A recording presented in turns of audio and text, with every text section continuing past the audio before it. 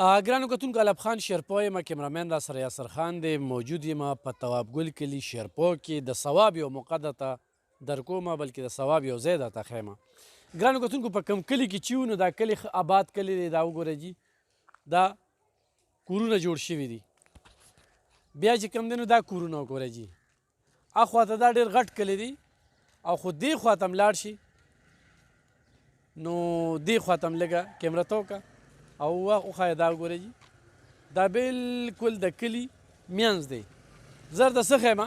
مخامخ وګوره جي مخامخ درته یو جومات ښیم او زه به هغه جومات طرف ته دی لار ده او په دې جومات کې لږ شانتې کار پاتې دی څو کاله مخکې موږ د وړاندې کړو الحمدلله ډېر ځای ته رورسېده او موږ ته پکې خدای پاک دغه یو موقع راکړې وه چې دې کې موږ بور کړی و دې کې موږ نور ټکه پکه کړي خو دغه ځای ته اوس دا جومات رسېدلی دی دا جومات جوړول دي چوکاټونه پکې لګېدلي دي او په دې کې چې کوم دی نو اوس د دروازو ضرورت دی نو صرف هم دغه جومات ته به وځم چې دا ویډیو دا مقصد مې دا دی چې عام ځای کې جومات نه دی په ډېر غټ آبادۍ کې جومات دی او د غټې آبادۍ چې کوم دی نو ثواب به ګټئ او دا بس هغه الله پاک چاله موقع ورکوي یعنې دلته هم لوی بنګلې جوړې شوي دي خو دا جومات چې کوم دی دا وګوره جي دی سبیلونه دي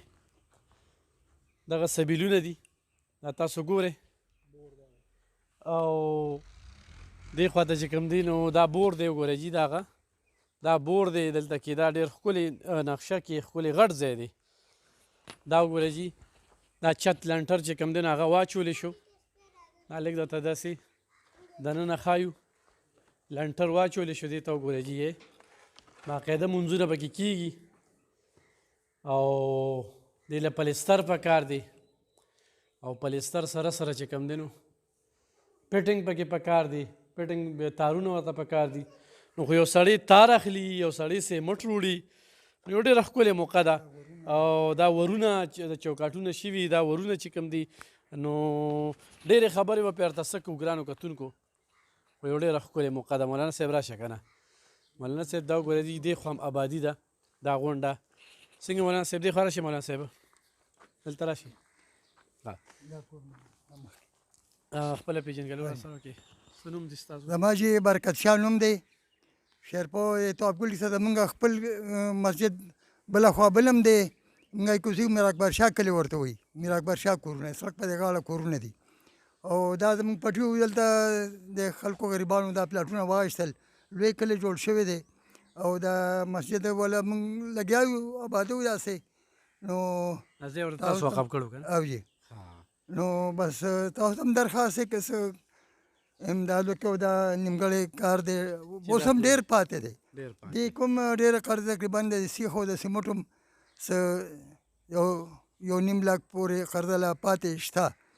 او دا نور هم پکې کار ډېر دی او دې خوا هم لوی کورونه دي ښه دې خوا ګوره جي موږ درته هغه آبادي وښودله نو دې خوا ته چې د جومات شاته راشو نو د جومات شاته چې کوم دی نو د آبادي ګورئ دا لنډ لنډ دا ماشومان په دې مدرسه کې سبق وایي دې خوا ته مو ګورئ دې خوا ته مو ګورئ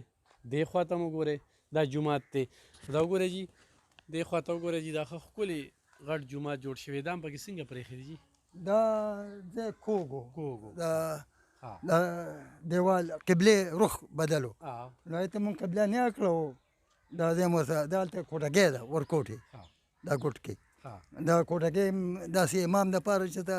کیني یا پاسې دا د هغه دپاره بند کوټه جوړه کړې ده ورته بار نه ورته دروازه بار نه ورته دروازه نه بار نه دروازه نشته لا ورته دننه دروازه ده ستاسو موبایل نمبر څه دی زما موبایل نمبر ګرانو کتونکو مولانا صاحب سره ډایرکټ هم رابطه کولی شئ دا الله پاک په دوی له دې اجر ورکوي ډېر زیات کوشش ورله دوی مو کو او بل دا ځای ورته وقف کړی دی دا دې خواته دوی پټي دي او دا د ټول کلي علاقې دپاره دغه کړی دی 0302 94 28 684 0302 94 28 684 په دې هم رابطه کولی شئ په دې باندې زما اکاونټ نمبر دی خو زما په لاس باندې لګوئ خو په خپل لاس باندې لګوئ چې راشئ سیمټ واخلئ پټنګ له تارونه واخلئ او خو ورسره چوکاټونه شوي دي دروازې اخلئ سبیل لپاره بندوبست کوئ، نلقې بمبې اخلئ او خو مولانا صاحب سره ایخ په نیغه رابطه کوئ. نو انشاءالله چې مزید دې کې څه کار وشي نه به تاسو سره شریکو. او د الله کور دی، الله به جوړوي. خو موږ هغې خلکو ته چې هغوی وایي زما پیسه دې په مسجدو لګي، زما پیسه دې په مدرسو لګي، نو هغوی ته مې یو ښه موقع ورکړله، دا موقع ضایع نه کړي، ضرور راشي.